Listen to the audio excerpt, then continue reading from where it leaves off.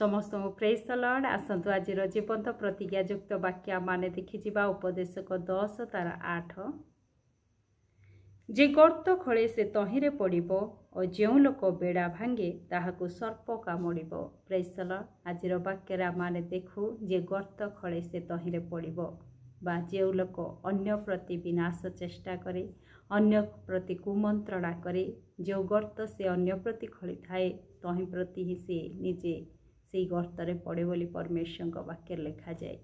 आ परमेश्वर वाक्य हितोपदेश 28:18 जो देखा सेठार लिखा जाए, जो लोक सिद्ध भाव चले से रक्षा पाए, मात्र आपना पथरे कुटिल लोक अकस्मात पड़िबो। Praise the Lord.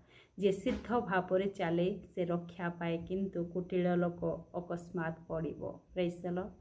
आज परमेश्वर वाक्य माने जदि दानिएल पुस्तक रे देखिबा, दानिएल को प्रति मध्य अनेक कुमंत्रणाकारी लोक माने तांको प्रति जो फांद पतई थिले निजे शेष रे से माने फांद पड़ी अछंती। परमेश्वर वाक्य माने जदि दानिएल 6:13 रे जदि पाठ करिबा, एठार लिखा जाए, तहिरे से माने राजा छामुर उत्तर करी कहिले, हे महाराज, निर्वासित जिहुदी संतानगण मध्य जड़े जे दानिएल से आपण को किबा आपण साक्षात निषेध पत्र को मान्य करे नहीं, मात्र दिन मध्य 3 थर प्रार्थना करे।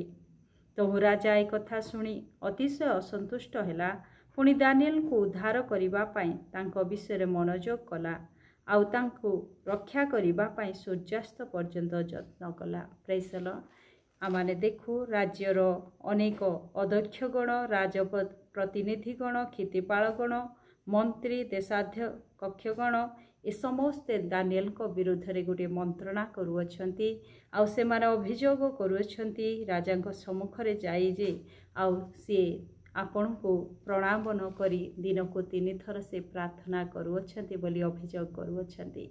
किंतु राजा दानिएल को से प्रेम करुथिले, आउ राजा जानी थिले जे दानिएल जड़े सत्य परमेश्वर का संतान, आउ तांको प्रति यह मिथ्या अभियोग आसीअछि बोली जानिथिले। तेणु से जो पत्र से लिखिथिले, आउ जे 30 दिन मध्यरे राजा को बिना अन्य काहाको प्रणाम करिबो, आउ ताको सिंहगर्तरे पकाई दिया जीवो, ए जो से पत्र लिखिथिले, आउ एमाने जेतेबेले दानिएल को विरुद्ध रे अभियोग करुअछंती, एहा सुनिबा परे राजा अतिशय असंतुष्ट हेले, कारण दानिएल को सिंहगर्तरे पकाइबा को पड़िबो एही भावना नहीं से दुखित होउछंती, आउ असंतुष्ट होउछंती।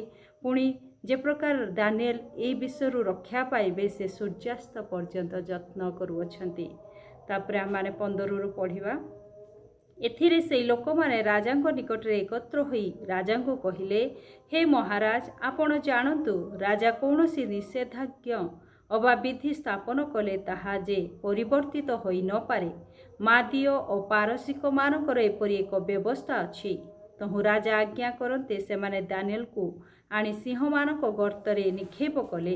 पुणी राजा दानिएल को कहिला, तुम्भे नित्य नित्य जो परमेश्वर को सेवा करुअछ से तुम्भको उद्धार करिबे।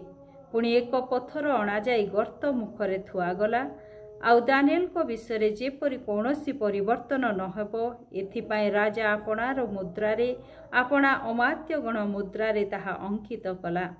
ए उतारे राजा आपणा अट्टालिका को जाई उपवास रे राति क्षेपण कला, और वाद्य यंत्रादि ताहा निकट को अणागला नहीं, आउ ताहार निद्रा नहिला। अनंतर राजा अति प्रभात उठी शीघ्र सिंहमानक गर्त निकट को गला। पुणी से गर्त निकट रे दानिएल को पाखरे उपस्थित होई विलाप स्वर रे डाकिला। राजा दानिएल को कहिला, हे जीवित परमेश्वर को सेवक दानिएल, तुम्हें नित्य नित्य जहाँकर सेवा करुअछ, तुम्भर से परमेश्वर सिंहमानक ठारू तुम्भको उद्धार करिबाकु कि समर्थ अटंती। Praise the Lord.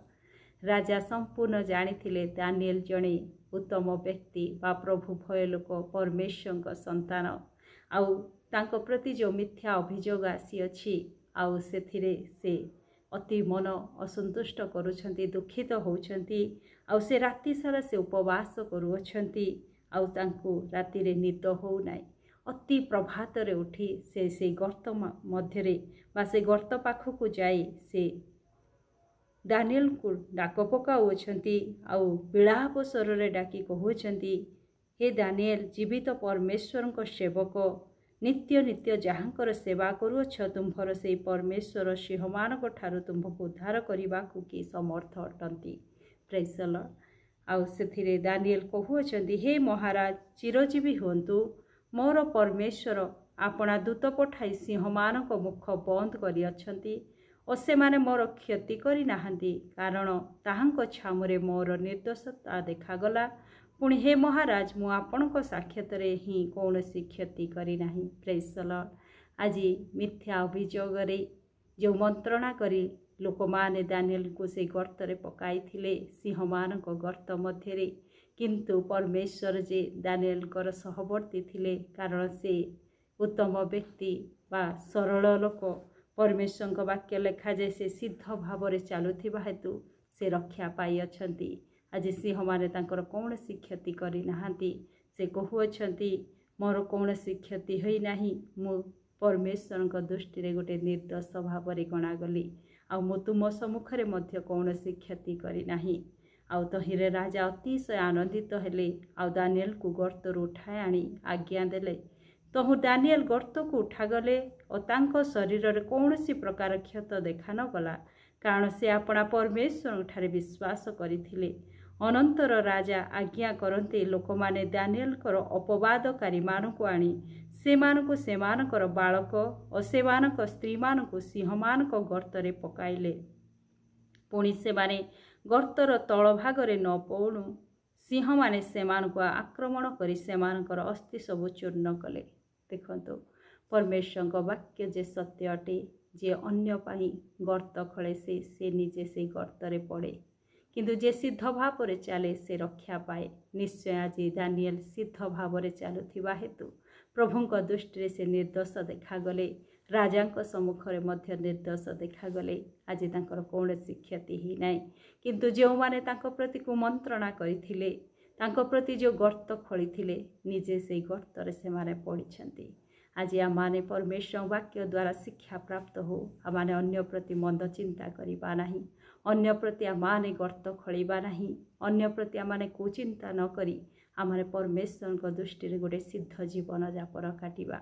आमानकर परमेश्वर आमानकर सिद्धता को से चाहती, तेणु आमाने परमेश्वर को भय करिबा आ प्रभुंक दृष्टि रे गोटे निर्दोष जीवन काटिबा।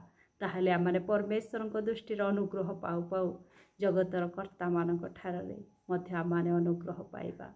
प्रभु ए वाक्य दे मते आपनको आशीर्वाद करंतु। आमेन।